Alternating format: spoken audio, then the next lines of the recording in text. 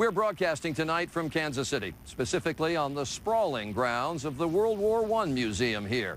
There's been a museum on this site since the 1920s, but even after all these years, the museum makes it feel as if the war were just yesterday.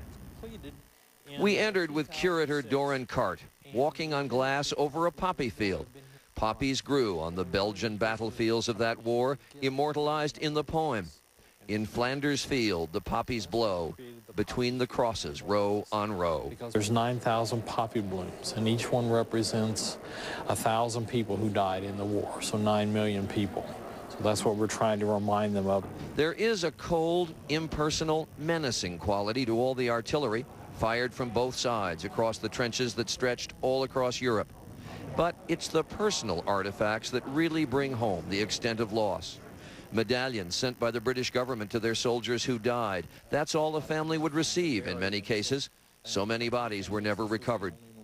The German spiked helmet that provided little protection, it was made of leather.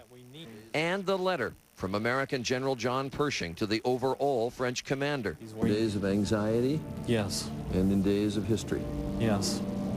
These will ever live in my memory as of yesterday, as if yesterday. World War I was over almost 90 years ago. It was called the War to End All Wars.